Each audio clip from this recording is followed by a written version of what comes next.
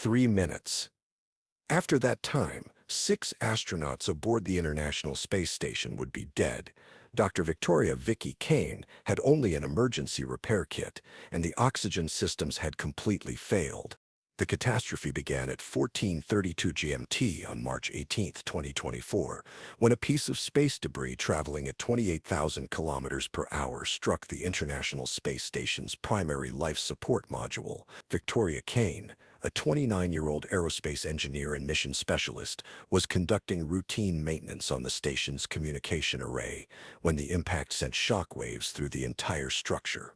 Vicky's background combined exceptional technical expertise with operational experience that made her uniquely qualified for emergency situations. Her doctorate in aerospace engineering from Stanford had been followed by 3 years of intensive astronaut training, including specialization in life support systems and emergency repair procedures. The International Space Station represented humanity's most ambitious engineering achievement, orbiting Earth at an altitude of 408 kilometers while traveling at speeds that completed one orbit every 90 minutes. The station's life support systems were designed with multiple redundancies to ensure crew survival even during catastrophic failures. March had been a routine month for the 6-person crew conducting various scientific experiments and maintenance activities. The mission timeline included medical research, material science investigations, and technology demonstrations that would advance human understanding of long-duration spaceflight. Vicky's responsibilities included maintaining the station's environmental control systems, managing scientific equipment, and serving as backup crew for emergency procedures. Her technical knowledge of life support systems made her essential for troubleshooting complex problems that could arise during extended missions. The space debris that struck the station originated from a defunct satellite that had broken apart years earlier, creating thousands of fragments that continued orbiting Earth at lethal velocities. Tracking systems had identified the debris field, but calculation errors had predicted it would pass safely below the station's orbital path. The impact occurred with devastating precision, penetrating the primary oxygen generation module and severing critical power connections that supplied backup life support equipment. Within seconds, the station's atmospheric processors had shut down automatically to prevent explosive decompression. Vicky's initial response followed emergency protocols as she immediately sealed off the damaged compartment and activated backup oxygen supplies. However, her diagnostic assessment revealed damage far more extensive than standard emergency procedures could address, with available resources and time constraints. The station's atmosphere contained enough oxygen to sustain 6 crew members for approximately 8 minutes under normal consumption rates. However, the stress of the emergency situation had elevated everyone's breathing and heart rates, reducing the available time to perhaps 5 minutes before carbon dioxide buildup would begin, causing unconsciousness. Emergency communication with mission control confirmed the severity of the situation, but provided little immediate assistance. Ground-based engineers could analyze telemetry data and provide technical advice, but actual repairs had to be performed by crew members using tools and materials available aboard the station. The crew's survival depended entirely on restoring oxygen generation or accessing emergency reserves that were stored in locations throughout the station. Vicky's technical analysis indicated that temporary repairs might be possible, but success would require perfect execution under time pressure that allowed no margin for error. Dr. James Patterson, the station commander, coordinated crew response efforts, while Vicky focused on technical solutions. The other 4 crew members, Dr. Sarah Kim, engineer Marco Santos, Dr. Lisa Zhang, and pilot Alex Petrov, prepared emergency equipment and assisted with diagnostic procedures. Vicky's examination of the damaged oxygen generation system revealed that the debris impact had destroyed primary electrolysis units responsible for splitting water molecules into breathable oxygen and hydrogen. Backup systems had also been compromised by power supply interruptions caused by severed electrical connections. The station carried emergency oxygen supplies in pressurized tanks distributed throughout various modules, but accessing these reserves required manual valve operations and system configurations that weren't designed for rapid deployment. Standard procedures assumed adequate time for careful preparation and safety checks. Mission Control's technical team worked frantically to develop emergency procedures that could be transmitted to the crew, but communication delays and the complexity of improvised repairs made ground support largely ineffective for immediate crisis response. The crew had to rely on their training and available resources. Vicky's analysis identified a potential solution involving bypassing damaged control circuits and manually configuring backup electrolysis units using power from the station's solar array systems. The procedure had never been attempted and would require precise timing to avoid damaging remaining functional equipment. 2 minutes into the crisis, atmospheric monitors showed increasing carbon dioxide levels that would soon reach dangerous concentrations. Crew members were already experiencing symptoms of oxygen deprivation, including headaches, dizziness, and difficulty concentrating that made complex technical tasks increasingly challenging. The repair procedure required Vicky to access electrical panels in 2 different modules while coordinating power management from the station's main control interface. The work had to be completed within the remaining oxygen supply window, while avoiding electrical hazards that could disable additional systems. Dr. Patterson's coordination efforts ensured that crew members conserved oxygen by minimizing physical activity and controlling breathing rates through meditation techniques learned during training. However, these measures could only extend available time by seconds rather than the minutes needed for complex repairs. Vicky's technical expertise became crucial as she identified specific circuit modifications that could restore power to backup oxygen generation equipment. The procedures required precise electrical work using tools designed for routine maintenance rather than emergency repairs under life-threatening conditions. The first repair attempt involved reconnecting severed power cables using emergency splicing techniques that bypassed damaged connection points. Vicky worked with steady hands, despite increasing oxygen deprivation symptoms that affected fine motor control and decision-making abilities. Emergency lighting provided minimal illumination for detailed electrical work as Vicky traced circuits and identified connection points that could restore power to backup life support systems. Each connection had to be perfect, since incorrect wiring could cause short circuits that would eliminate remaining repair options. Mission Control's engineering team provided real-time technical support as they analyzed system schematics and identified alternative repair approaches. However, ground-based assistance was limited by communication delays and the unique challenges of working in microgravity conditions. 1 minute remained when Vicky completed the electrical repairs and attempted to restart backup oxygen generation systems. Initial power-up sequences showed promising results, but full system activation required additional steps that consumed precious seconds from the remaining oxygen supply.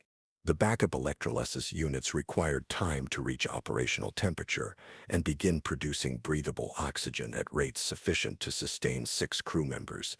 Vicky had to balance immediate oxygen needs against the time required for equipment to reach full operational capacity. Dr. Kim's medical expertise became valuable as she monitored crew vital signs and managed symptoms of oxygen deprivation that were affecting everyone's ability to assist with emergency procedures. Her recommendations for breathing techniques helped extend available oxygen while repairs continued. 45 seconds remained when backup systems finally began producing measurable quantities of oxygen. However, production rates were initially insufficient to replace the oxygen being consumed by 6 crew members under stress conditions that elevated metabolic demands. Vicky's final modifications involved adjusting system parameters to maximize oxygen production rates while managing power consumption that drew from limited battery reserves. The balance between oxygen generation and power availability would determine whether the crew could survive until full system restoration. The critical moment arrived when atmospheric monitors showed oxygen levels stabilizing as backup generation systems reached full operational capacity. Carbon dioxide scrubbers also came online, removing dangerous gases that had been accumulating during the emergency period. Mission Control confirmed successful system restoration as telemetry data showed normal atmospheric conditions returning throughout the station. Vicky's emergency repairs had restored life support capabilities using improvised procedures that had never been tested under actual crisis conditions. The crew's survival had depended entirely on Vicky's technical expertise and ability to perform complex repairs under ultimate time pressure. Her modifications to backup systems had created a functional life support configuration that could sustain operations until permanent repairs were possible. Post-crisis analysis revealed that the emergency had been resolved with approximately 15 seconds of oxygen remaining, based on consumption rates and atmospheric measurements. The margin for survival had been smaller than anyone realized during the actual emergency. Dr. Patterson's incident report praised Vicky's technical performance and decision-making under conditions that had pushed human survival limits in the space environment. Her actions had prevented the loss of 6 lives and preserved the International Space Station as a functional research platform. The damaged primary life support systems required extensive repairs using components and tools delivered by subsequent cargo missions. However, Vicky's emergency modifications provided reliable temporary life support that sustained operations for several weeks until permanent restoration was completed. Mission Control's investigation of the debris impact led to improved tracking procedures and orbital maneuvering protocols designed to prevent similar incidents. The space debris environment posed continuing threats that required constant vigilance and improved defensive measures. Vicky's emergency repair techniques became part of astronaut training curricula as examples of innovative problem-solving under extreme conditions. Her ability to modify complex systems using available tools and materials provided valuable lessons for future emergency response procedures. The psychological impact of the near-death experience affected all crew members differently, but professional counseling and peer support helped everyone process the trauma of facing imminent death in the isolation of space. The experience strengthened crew bonds and highlighted their mutual dependence. International cooperation in space safety was enhanced as a result of the incident, with all participating nations recognizing that orbital debris posed threats to human survival that required coordinated prevention and response efforts. The ISS represented shared humanity rather than national interests. Vicky's technical innovations during the crisis demonstrated the importance of cross-training and comprehensive system knowledge among crew members. Her aerospace engineering background had provided the expertise necessary to develop solutions that pure operational training might not have covered. The 3 minutes that had separated the crew from death became a defining moment in International Space Station operations, highlighting both the fragility of human life in space and the remarkable capabilities of properly trained personnel facing impossible challenges. Engineering analysis of Vicky's emergency modifications revealed techniques that could be incorporated into future spacecraft designs to improve survivability during catastrophic system failures. Her improvisations had identified system capabilities that weren't apparent in original design specifications. The emergency oxygen supplies that Vicky had successfully activated were redesigned to allow faster deployment and more intuitive operation during crisis situations. Her experience had revealed practical limitations in emergency equipment that needed addressing for future missions. Space debris tracking and avoidance procedures were enhanced based on lessons learned from the ISS incident. The near catastrophe had demonstrated that existing protective measures were insufficient for the growing debris environment that threatened all orbital operations. Vicky's performance during the crisis earned her recognition as one of the most capable emergency response specialists in the astronaut corps. Her combination of technical expertise and calm decision-making under pressure made her invaluable for future missions involving risk and uncertainty. The repair tools and procedures that Vicky had improvised during the emergency became standard equipment and training requirements for space station operations. Her innovations had improved emergency response capabilities for all future crews facing similar life-threatening situations.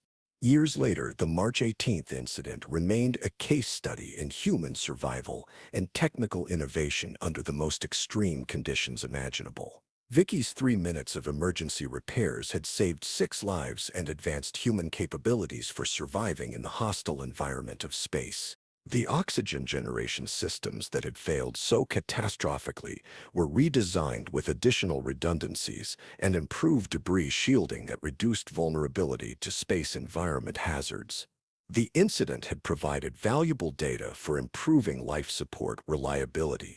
Mission planners incorporated lessons learned from Vicky's experience into selection criteria and training programs for future astronauts. Her demonstration that individual expertise could determine crew survival emphasized the importance of comprehensive technical education alongside operational skills. From which city in the world are you watching this video today?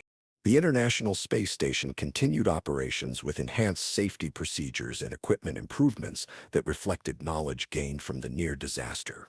The facility remained humanity's most important platform for space research and international cooperation. Dr. Victoria Kane's 3 minutes of emergency repairs under impossible conditions had demonstrated that human ingenuity and technical expertise could overcome even the most life-threatening challenges when survival depended on individual performance under ultimate pressure.